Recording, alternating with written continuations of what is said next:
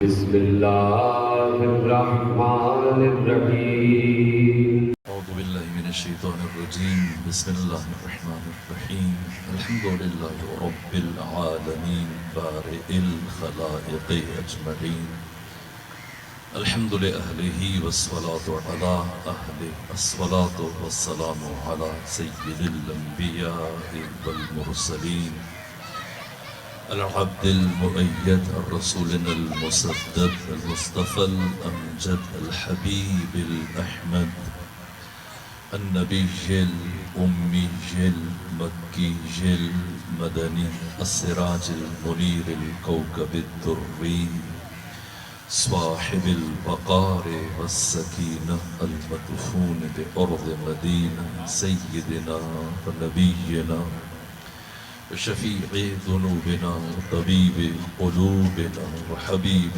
نفوسنا ومولانا أبي القاسم محمد المصطفى صلى الله عليه وأهل بيته الأطيبين الأطهرين الأنجبين المأسومين المظلومين ولعنة الله على أعدائهم ومنكري فضائلهم وغاصبي حقوقهم أما بعد فقد قال حق سبحانه وتعالى في القرآن بسم الله الرحمن الرحيم إنا أعطيناك الكوثر فصل لربك وانحر إن شانئك هو الأبتر صلوات الله خاتم خدا سبحان کی بارگاہ میں ہزار شکر کے اس مقام پر آپ بامعرفت مومنین کے نورانی چہروں کی زیارت کا شرف حاصل ہوا۔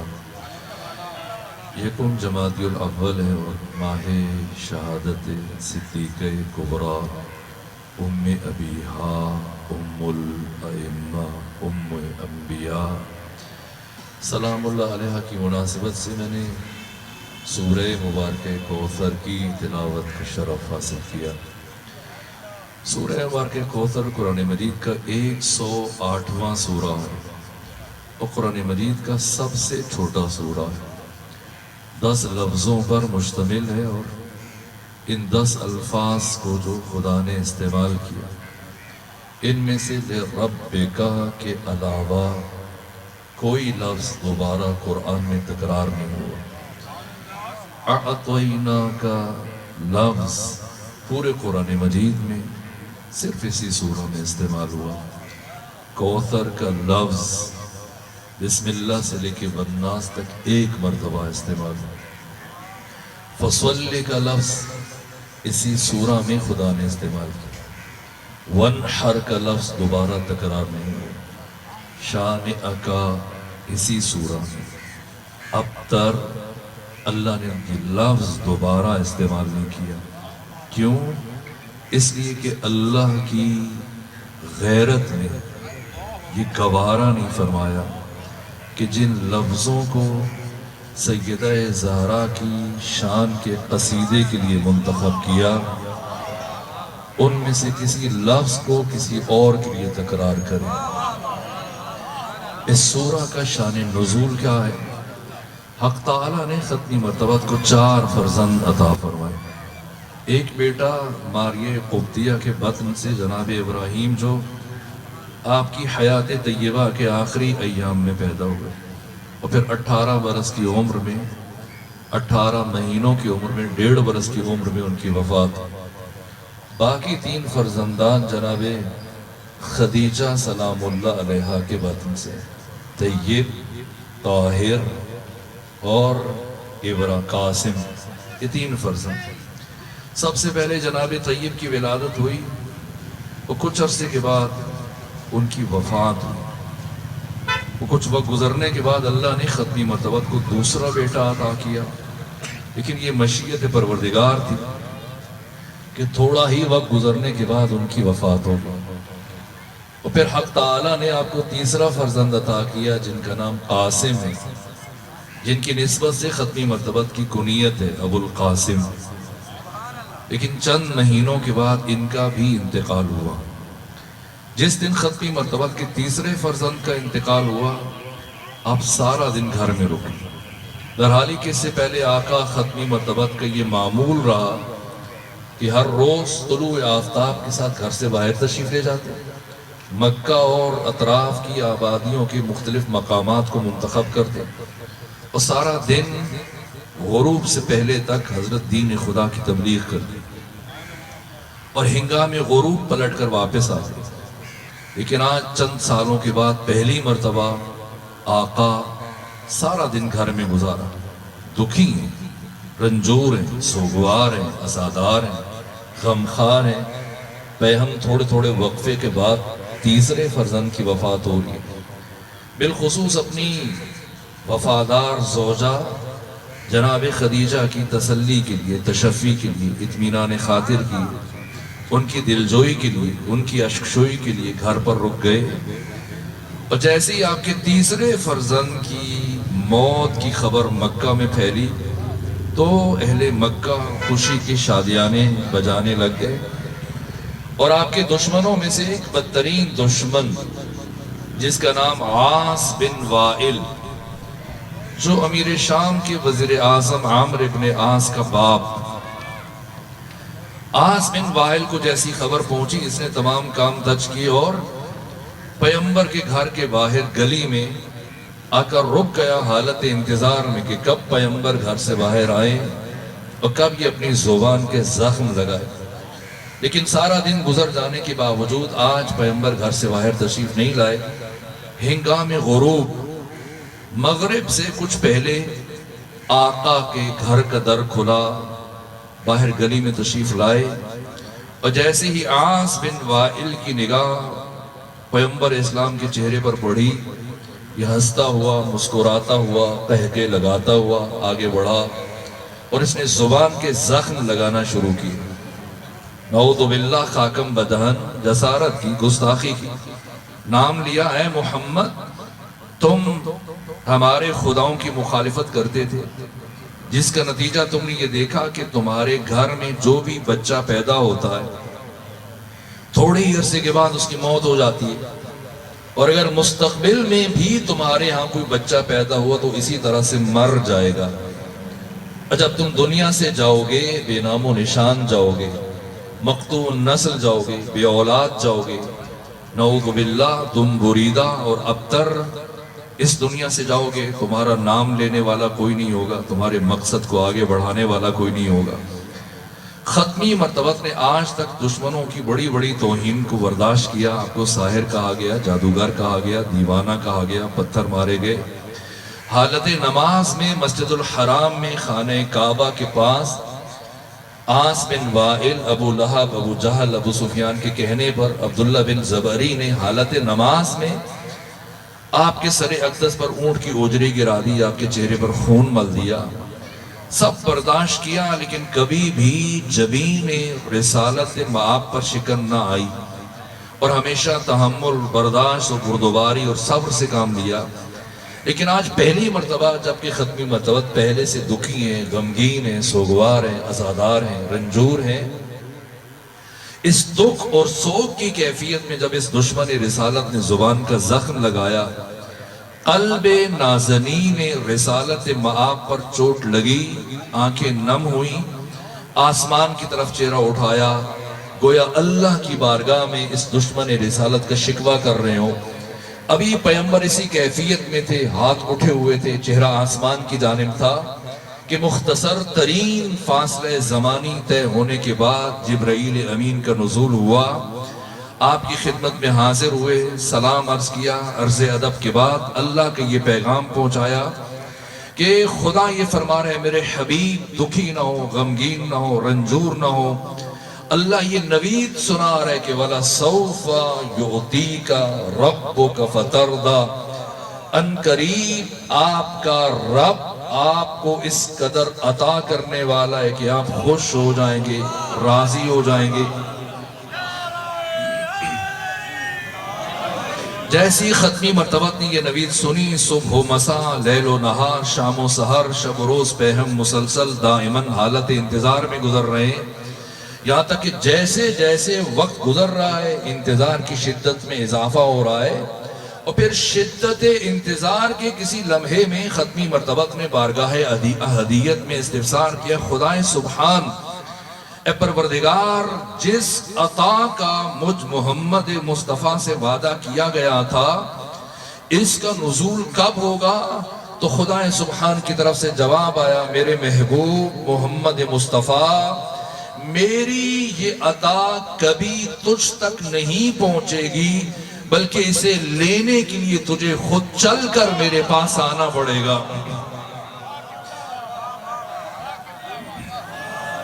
گویا دوسرے لفظوں میں پروردگار یہ فرما رہا ہے، میرے حبیب، یہ قرآن مجید کی آیتیں نہیں جو آپ کا تعاقب کریں کہ آپ سفر میں ہو تو سفر میں نازل ہو جائیں، حضر میں ہو تو حضر میں نازل ہو جائیں، دیس میں ہو تو دیس میں اتریں، اور پردیس میں ہو تو پردیس میں نازل ہو جائیں۔ نہ، میری اس عطا کا حامل بننے کے لیے آپ کو خود چل کر میرے پاس آنا پڑے گا۔ آخر راز معراج کیا ہے؟ فلسفہ معراج کیا ہے؟ کون بتائے؟ کوئی فقیہ، کوئی مجتہد، کوئی مورخ، کوئی محدث، کوئی دانشور، کون بتائے کیوں بلایا؟ یا کسی شاعر اور ادیب سے پوچھیں جو کہتے ہیں کہ ایک شب عرش پہ محبوب کو بلوا ہی لیا، یہ غم ہجر خدا سے بھی اٹھایا نہ گیا۔ نہ، خدا کیا تو ہجر و فراق کا تصور نہیں ہے، خدا کیا کیفیتیں نہیں ہیں، خدا کیا احساسات نہیں ہیں، جذبات نہیں ہیں، عواطف نہیں ہیں۔ اللہ سبحان ہے، احساسات و جذبات و عواطف سے ماورا، احساسات سے بالاتر، خدا حکیم، خالق عقل۔ اللہ کے یہاں قرب و بعد کا تصور نہیں ہے، دوری اور نزدیکی کا تصور نہیں ہے۔ پھر کیوں بلایا شب معراج، اس انتہائی بلندی پر امام الانبیاء سید الرسل کو، جس کے بعد پھر کوئی بھی بلندی لائق کے تصور نہیں۔ خود سیدہ زہرا نے راز معراج سے پردہ اٹھایا۔ راز معراج کیا ہے؟ اور فلسفہ معراج کیا ہے؟ دو امانتیں خدا نے منتقل کی ختمی مرتبت کو۔ ایک فرمایا ثم دنا فتدلی فکان قاب قوسین، کہ شب معراج پھر حبیب اپنے محبوب کے قریب ہوئے اور قریب ہوئے، فتدلی، اور کتنے قریب ہوئے؟ فکان قاب قوسین، قوس تیر ایک کمان، اور قوسین دو کمانے، اتنے قریب ہوئے فکان قاب قوسین کہ دو کمانے نہ، قرآن اور آگے بڑھا، فرمایا او ادنا، یا اس سے بھی کم فاصلہ رہ گیا خدا اور مصطفیٰ کے درمیان۔ کتنا کم؟ یا خدا جانتا ہے، یا مصطفیٰ جانتا ہے، یا وہ علی جانتا ہے جس کے لہجے میں خدا اپنے مصطفیٰ سے گفتگو کر رہا ہے۔ ثم یا رسول ثم دنا فتدلی فکان قاب قوسین او ادنا، تو اتنے قریب پہنچ کر کیا فرمایا؟ فَأَوْحَا إِلَىٰ عَبْدِهِ مَا أَوْحَا، تو اپنے عبد پر وحی کی جو جبرائیل کو بھی نہیں پتا، اس لیے کہ جبرائیل تو آسمان چہاروں پر رک گئے، بیت المعمور پر، وہ ختمی مرتبت نے فرمایا آگے آؤ، تو کہا لو دنوت انبلدن لحترقت، ایک پورا برابر آگے بڑھوں تو میرے پر جل جائے۔ تو جو چوتھے آسمان پر رک جائے وہ پیغمبر کا معلم نہیں بن سکتا۔ تو جس محمد مصطفیٰ کا شاگرد علی خود معلم ملائکہ ہے، وہ فرشتے پیغمبر کو کیا سکھائیں گے کہ یہ پڑھیں اور یہ نہ پڑھیں؟ تو وحی کی، اور جو وحی کی خدا جانتا ہے، تو یہ کیا وحی ہے؟ یہ 14 کی ولایت کا پیغام دیا گیا۔ ایک طرف ان 14 کی ولایت کا پیغام دیا گیا، فَأَوْحَا إِلَىٰ عَبْدِهِ مَا أَوْحَا، جس کی تبلیغ کا مرحلہ ختمی مرتبت کی زندگی کے آخری ایام میں، تب خدا نے فرمایا کہ بلغ ما انزل الیک، اب پہنچائیے وہ جو شب معراج آپ کو منتقل کیا گیا تھا۔ ایک پیغام ولایت اور دوسرے محافظہ ولایت کے نور کو منتقل کرنے کے لیے بلایا۔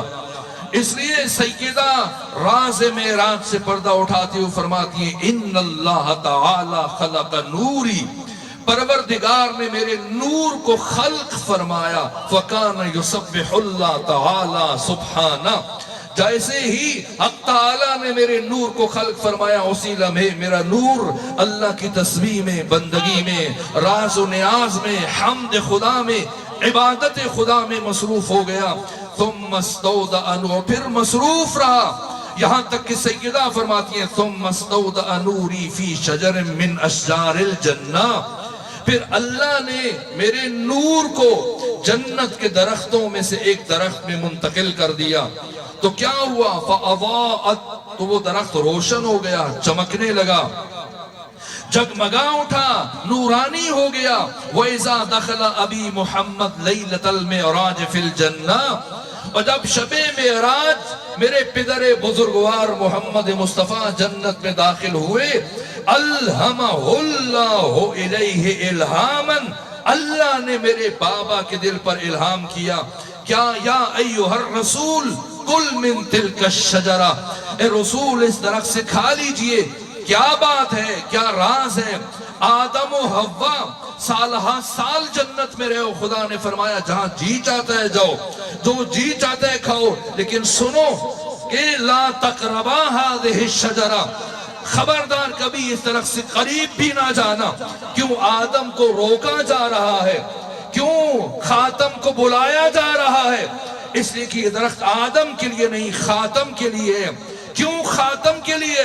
کیوں آدم کو منع کیا جا رہا ہے؟ اس لیے کہ اللہ کی غیرت کو یہ گوارا نہیں ہے کہ جس سیب بہشتی میں نور فاطمہ زہرا کو منتقل کیا، یہ نور کسی نبی کے صلب سے ہو کر دنیا میں آئے.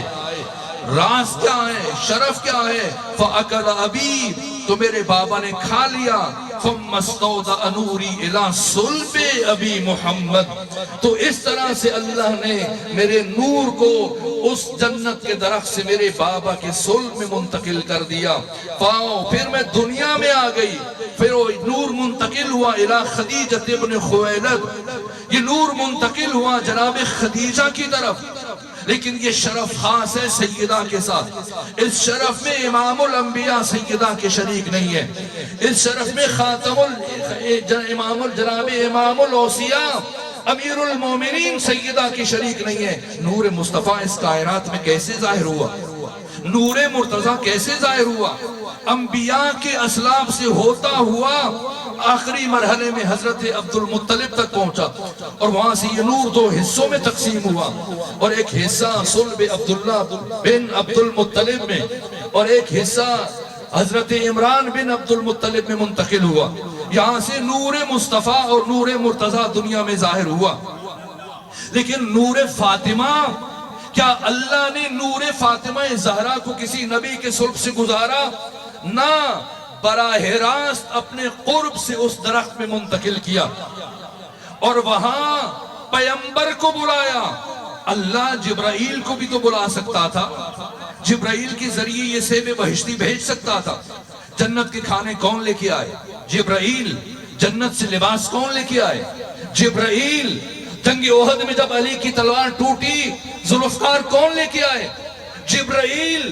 تو وہ سیب بہشتی جس میں اللہ نے نور فاطمہ زہرا کو منتقل کیا، تو یہ سیب بہشتی بھی خدا جبرائیل کے ذریعے سے بھیج دے، لیکن اللہ کی غیرت نے یہ گوارا نہ فرمایا کہ جس سیب بہشتی میں نور فاطمہ کو منتقل کیا اسے کسی معصوم فرشتے کا ہاتھ لگ جائے. پیغمبر کو بلایا اور سیدہ فرماتی ہیں فَأَكَلَ أَبِي، میرے بابا نے کھا لیا. تو یوں میرا نور میرے بابا کے صلب میں منتقل ہوا، اور وہاں سے الی خدیجہ ابن خویلد سلام اللہ علیہا میرا نور جناب خدیجہ کی طرف منتقل ہوا. فوضعتنی، میں دنیا میں آ گئی، لیکن میں کون ہوں؟ انا من ذالک النور، میں وہی نور ہوں. اعلم بما کانا وما یکون وما هو کائن الی یوم القیامہ، جو سب جانتا ہے، جو ہوتا رہا ہے، جو ہو رہا ہے، جو قیامت تک واقع ہوگا. نور فاطمہ سب سے باخبر ہے، سب سے باخبر ہے.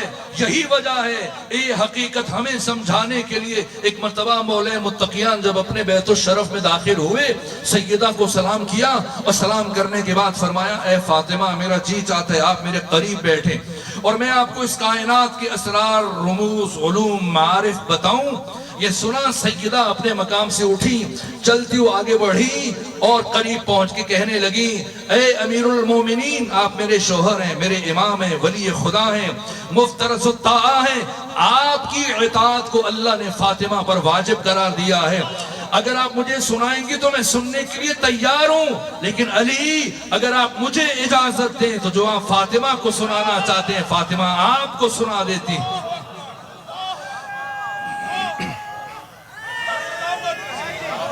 علم علی علم فاطمہ برابر ہے، طہارت علی طہارت فاطمہ برابر ہے، عزت علی عزت فاطمہ برابر ہے، شرافت علی شرافت فاطمہ برابر ہے، ہر وصف عبادت علی عبادت فاطمہ برابر ہے۔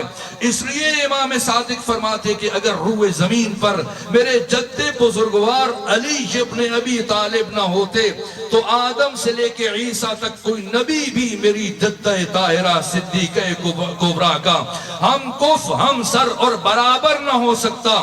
اور علی سارے فضائل لے کر سیدہ سے افضل نہیں ہے، برابری کی منزل پر ہے، برابری کی منزل پر ہے۔ علم علی علم فاطمہ برابر، طہارت علی طہارت فاطمہ برابر، شجاعت علی شجاعت فاطمہ برابر، طہارت علی طہارت فاطمہ برابر۔ کیسے برابری ممکن ہے؟ عبادت علی عبادت فاطمہ برابر، وہ علی جو ہر رات 1000 رکعت نماز ادا کرتے ہوں، کون ہے جو برابری کر سکے؟ عام خاتون عبادت میں مرد کی برابری نہیں کر سکتی۔ آپ جانتے ہیں کہ ہر خاتون مہینے کے کچھ دن نماز نہیں پڑھ سکتی ہے، روزہ نہیں رکھ سکتی ہے، تو علی جیسی ذات کی عبادت میں کون برابری کرے؟ اب پتہ چلا کہ کیوں اللہ نے فاطمہ زہرا کو بطول بنا کر بھیجا۔ اور کس کس نے سیدہ کے بطول ہونے کا اعتراف کیا؟ یہاں تک کہ ام المومنین عائشہ، کسی نے ام المومنین عائشہ سے پوچھا کہ یا ام المومنین صفینی بنت محمد، اے ام المومنین عائشہ ہمیں بنت مصطفیٰ سے متعلق کچھ بتائیں۔ مجھے تعجب ہوتا ہے، پلٹ کر آگے سے ام المومنین نے یہ نہیں کہا کہ کس کا پوچھ رہے ہو۔ اگر فاطمہ کے علاوہ پیغمبر کی کوئی دوسری بیٹی ہوتی تو پلٹ کے پوچھتی۔ جو بات ام المومنین کو نہیں پتا وہ آج کے ملا کو پتا چل گئی کہ وہ گنتی میں اتنی بیٹیاں تھی۔ اگر سیدہ کے علاوہ کوئی دوسری بیٹی ہوتی تو پوچھتی نہ، جیسی پوچھا بنا فاصلہ سمندر کو کوزے میں سمو دیا۔ اور کیا خوبصورت جواب دیا ام المومنین نے کہ ما اقول فی حقہا، میں اس فاطمہ سے متعلق کیا کہوں؟ صلت الظہر، جس بی بی نے ظہر کی نماز پڑھی، ثم ولدت الحسن، پھر حسن مجتبیٰ کی ولادت ہوئی، اور کچھ لمحوں کے بعد صلت العصر، یہی بی بی کھڑے ہو کر عصر کی نماز پڑھ رہی تھی۔ یہ طہارت فاطمہ ہے، یہ عزت فاطمہ ہے۔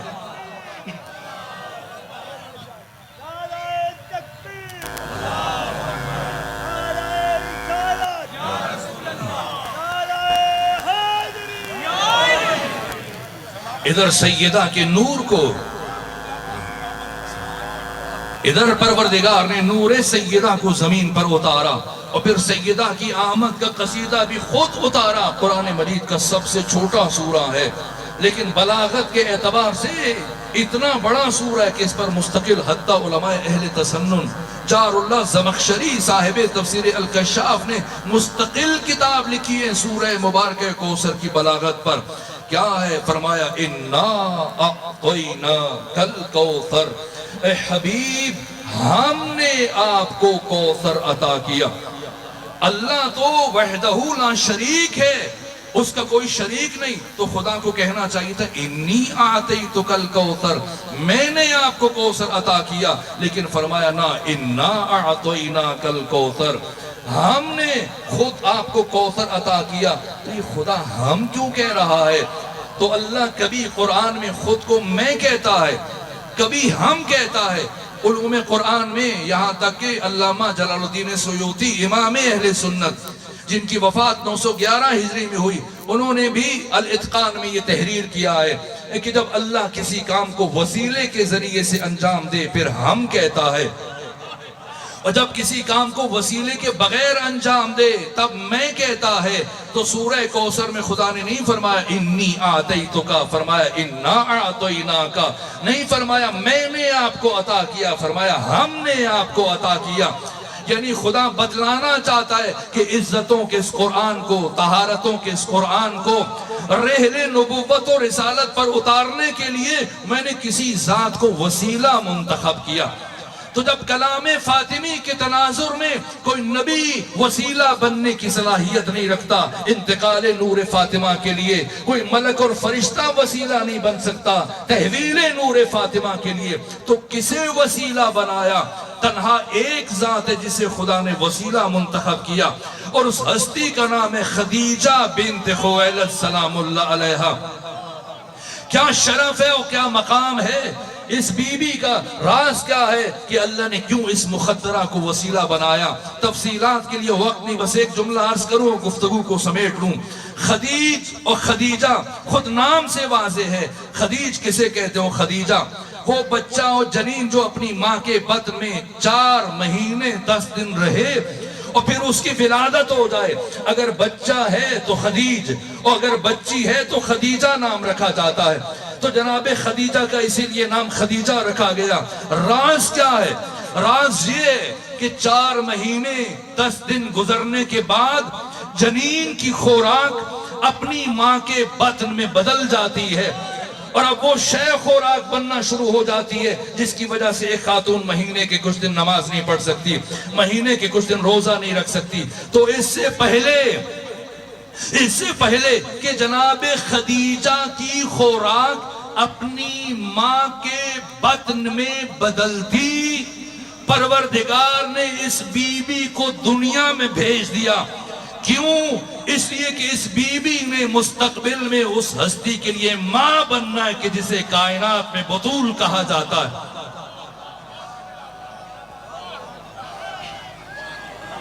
اِنَّا أَعْطَيْنَاكَ الْكَوْثَرَ صلی اِنَّا أَعْطَيْنَا، ہم نے آپ کو کوثر عطا کیا ہے۔ اور اگر مورخ کو پتا ہوتا تو وہ ایسی باتیں نہ لکھتا۔ سیرت کی کتابوں میں ابن حشام نے لکھا، ابن اسحاق نے لکھا کہ پیغمبر مسلسل مسجد الحرام میں، یہ تمام سیرت نگاروں نے لکھا کہ پیغمبر 40 دن پیغمبر نماز پڑھتے رہے، اور پیغمبر کے پیچھے ایک بچہ نماز پڑھتا تھا جس کا نام علی تھا، اور ایک خاتون نماز پڑھتی رہی جن کا نام خدیجہ تھا، اور ایک بوڑھا ان تینوں کی حفاظت کے لیے ان کے گرد طواف کرتا تھا، اس کا نام ابو طالب عمران تھا کہ کوئی دشمن ان تین کو نقصان پہنچانے میں کامیاب نہ ہو جائے۔ پیغمبر نماز پڑھے کوئی تعجب کی بات نہیں ہے، علی 40 دن مسلسل نماز پڑھے کوئی تعجب کی بات نہیں ہے، لیکن ایک خاتون کیسے 40 دن مسلسل نماز پڑھ سکتی ہے؟ خود مورخ نے بھی بتا دیا کہ اللہ نے سیدہ کی ماں کو بطول بنایا۔ صرف فاطمہ بطول نہیں ہے، فاطمہ کی ماں جناب خدیجہ بھی بطول ہے۔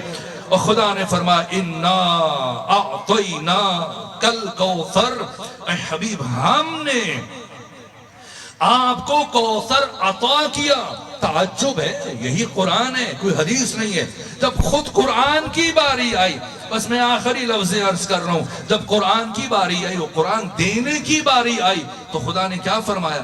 کہا کہ ہم نے آپ کو قرآن عطا کیا؟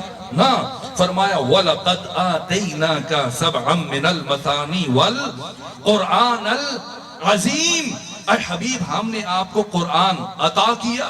نہ، دیا۔ سورہ فاتحہ، سبع مثانی اور قرآن دیا، ایتا۔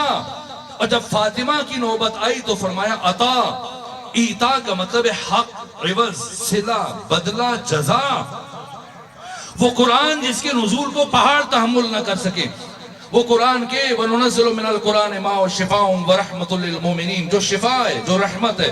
لو انزلنا هذا القرآن على جبل لرأيته خاشعا متصدعا من خشية الله، اگر اللہ اس قرآن کو پہاڑوں پر نازل کرتا، یہ خشیت الہی کی وجہ سے ریزہ ریزہ، ٹکڑے ٹکڑے اور پاش پاش ہونے پر مجبور ہو جاتے۔ یہ قرآن ہے کہ لا یمسہ الا المطہرون، پاک لوگوں کے علاوہ کوئی چھو ہی نہیں سکتا. اتنی عزتوں کا حامل یہ قرآن جو تمام تر علوم اور معارف کا گنجینہ ہے، خزینہ ہے، ماخذ ہے، مصدر ہے، اس کے باوجود جب یہ قرآن دیا تو لفظ عطا استعمال نہیں کیا، ایتا کا لفظ استعمال کیا. یعنی ہم نے آپ کو قرآن دیا، لیکن جب فاطمہ زہرا کو پیغمبر کے ہاں منتقل کرنے کی نوبت آئی تو پھر ایتا کا لفظ استعمال نہیں کیا، یعنی عطا کیا. یعنی عزت فاطمہ عزت قرآن سے کہیں بالاتر ہے. اس لیے جب قرآن نازل ہوتا رہا 6236 آیتیں پیغمبر پر نازل ہوئی. سورہ یاسین ہے، سورہ فاتحہ ہے، کبھی آیتیں کبھی پورا سورہ، تاکہ مورخ سے پوچھیں 23 سالوں میں کبھی پیغمبر ایک مرتبہ اٹھے اور اٹھ کر قرآن وصول کیا ہو. اگر بیٹھے تو بیٹھے قرآن لے لیا، اگر لیٹے تو لیٹے قرآن تحویل لے لیا. لیکن 18 سالوں میں یہ تو امام اسماعیل بخاری نے لکھا ہے اور امام مسلم بن حجاج نے لکھا ہے کہ 18 سالوں میں کلما جب بھی فاطمہ آتی تھی تو پیغمبر اٹھ کر کھڑے ہو جاتے تھے، اور صرف کھڑے نہیں ہوتے تھے، فقام الیہا، چلتے ہوئے آگے جاتے تھے. اور تیسرا کام فاطمہ کا ہاتھ اپنے ہاتھ میں لیتے تھے. اور چوتھا کام فاجلسہا فی مجلسہ، فاطمہ کو اپنی مسند پر بٹھاتے تھے. اور علامہ نقن فرماتے ہیں کہ جتنی دیر فاطمہ بیٹھی رہتی تھی پیغمبر کھڑے ہو کر فاطمہ کو دیکھ کر گریہ کرتے رہتے.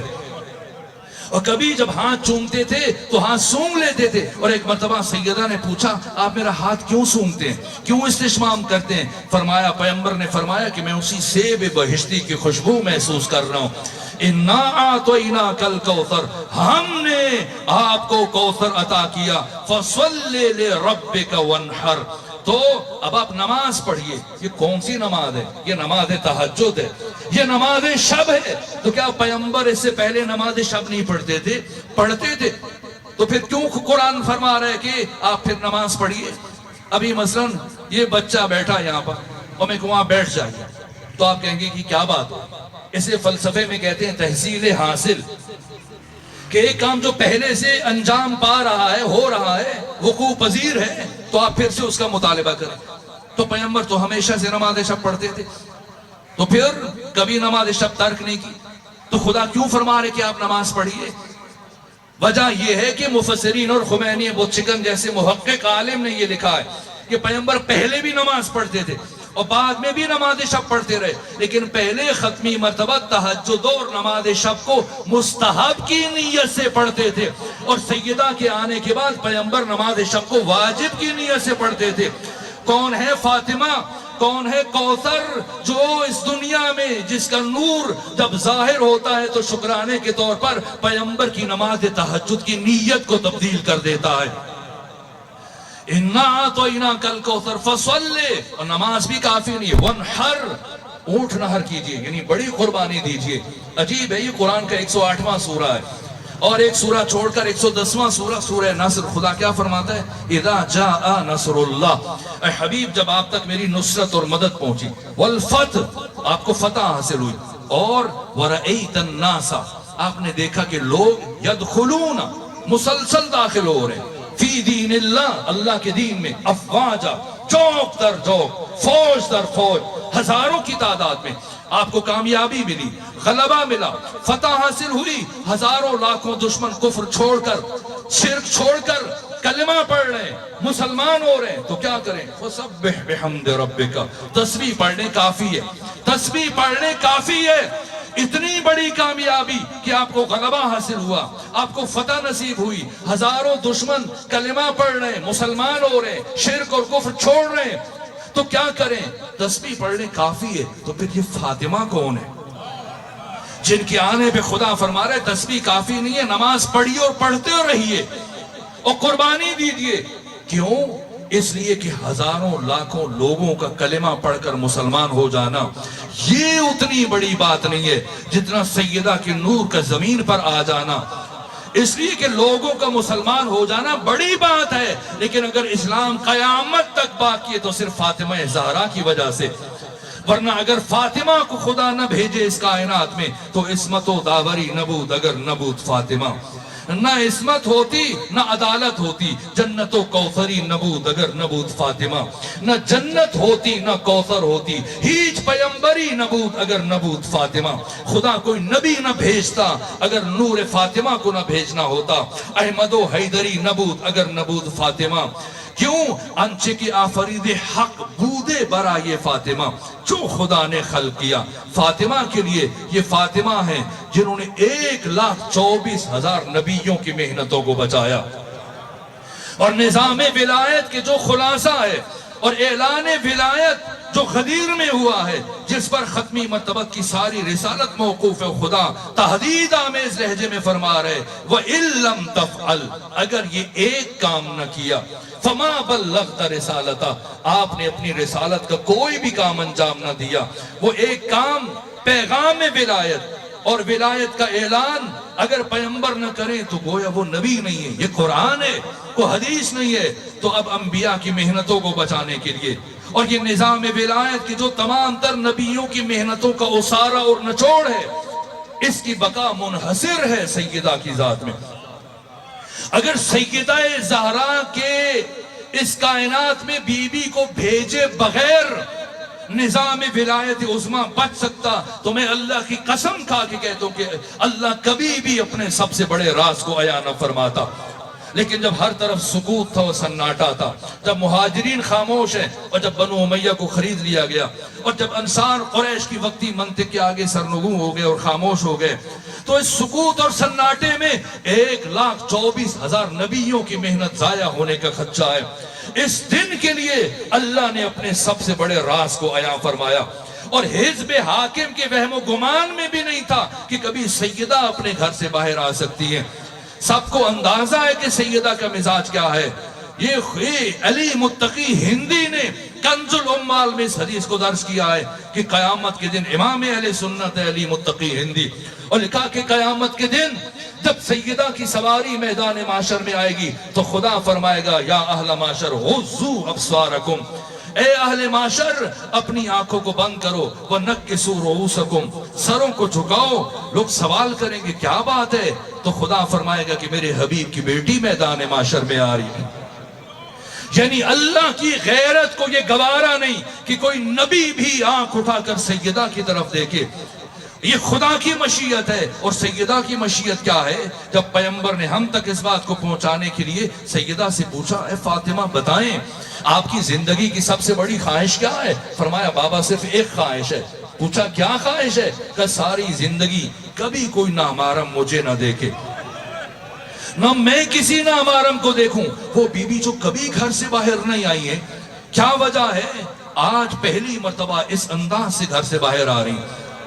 وہ دروازہ جو مسجد میں کھلتا تھا کسی نے بند نہیں کیا، اگر بی بی ابھی تک بند نہیں ہوا ہے، اگر بی بی اس دروازے سے جائیں تو صرف ایک قدم کا فاصلہ ہے، لیکن نہ آج اس دروازے سے نہیں جا رہی ہیں، آج گلیوں سے گزر کر مرکزی دروازے سے جا رہی ہیں۔ وہ جو چاہتی تھی کوئی نہ ہمارا مجھے نہ دیکھے، آج چاہتی ہیں سب کو پتہ چل جائے کہ نبی زادی اپنی زندگی میں پہلی مرتبہ اس حال میں گھر سے باہر نکل رہی ہیں۔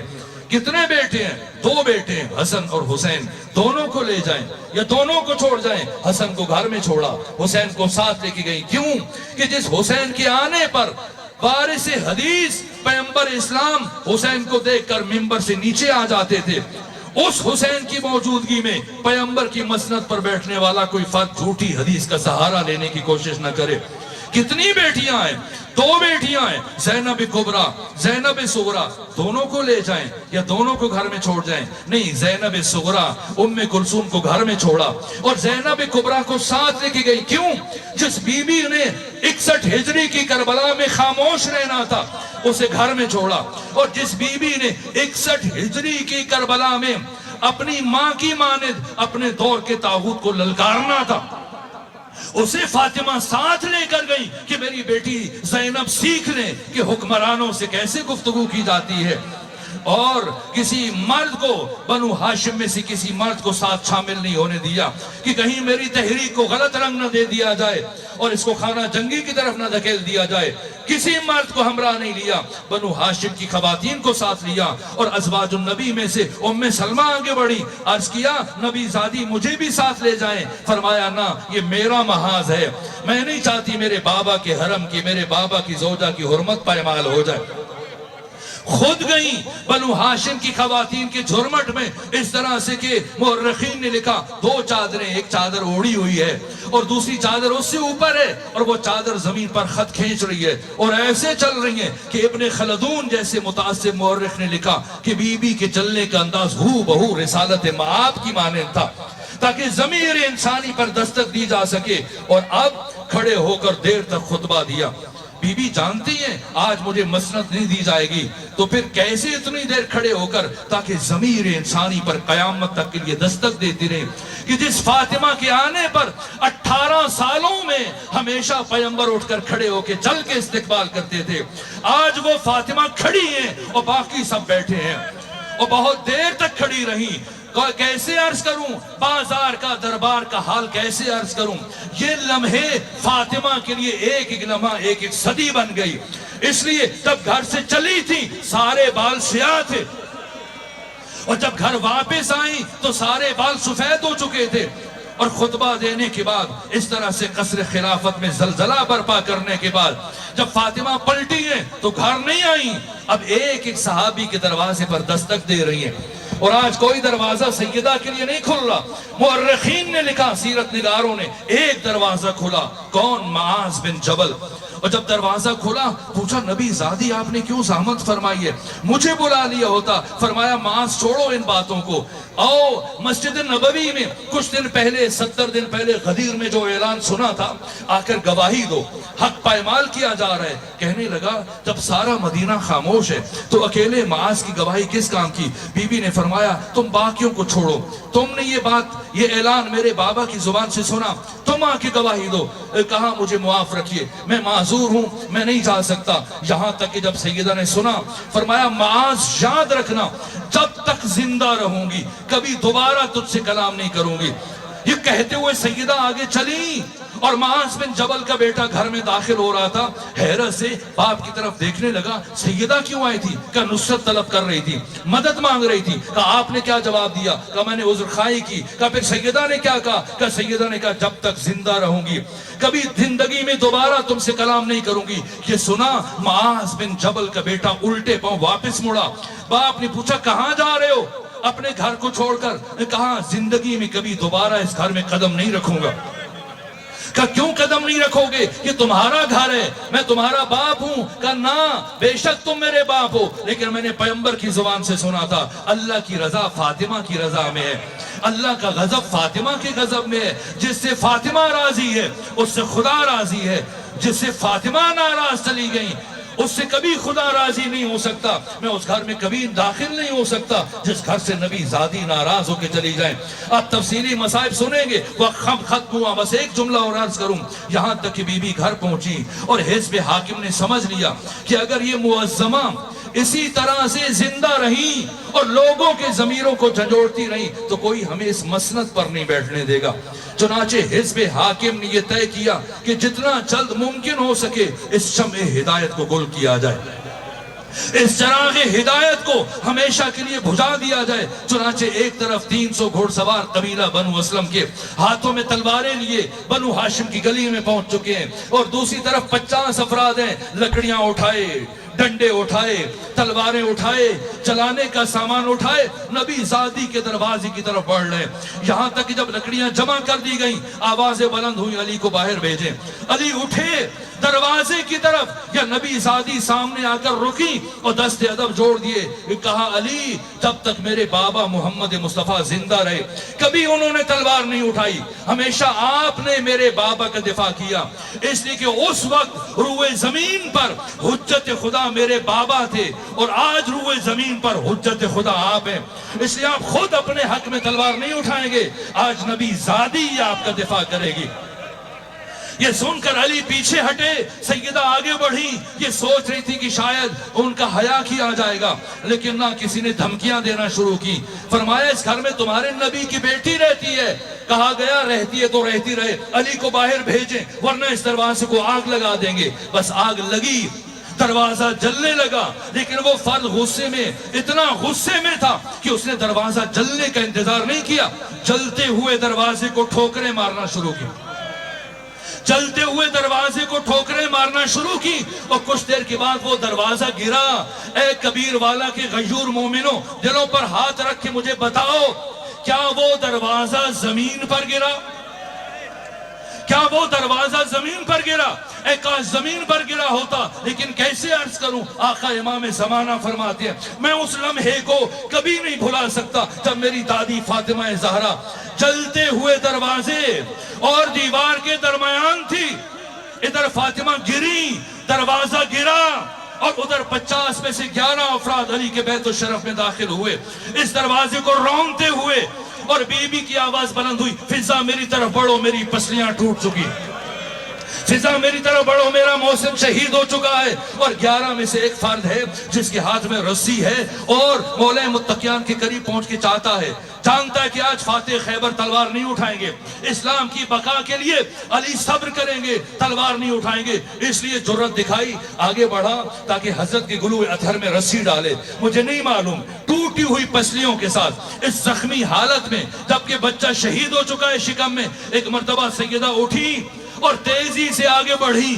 فضا کا سہارا لے کر اس شخص اور علی کے درمیان حائل ہوئی، اور فرمانے لگی میری زندگی میں تو کبھی علی تک نہیں پہنچے، میری زندگی میں تو کبھی علی تک نہیں پہنچ پائے گا۔ اس شخص نے کہا نبی زادی درمیان سے ہٹ جا، ورنہ وہ کروں گا کہ تو ہٹنے پر مجبور ہو جائے گی۔ نبی زادی نے فرمایا میں قیامت تک نہیں ہٹوں گی علی کے سامنے سے، علی کا ساتھ دوں گی، مجھے معاف کیجئے گا۔ لیکن صاحب مفاتیح الجنان شیخ عباس قمی نے اپنے مقتل بیت الاحزان میں لکھا، ایک مرتبہ اس شخص نے اپنا ہاتھ فضا میں بلند کیا اور پھر پوری طاقت سے ایک ایسا تماچا نبی زادی کے رخسار پر مارا کہ نبی زادی زمین پر گری۔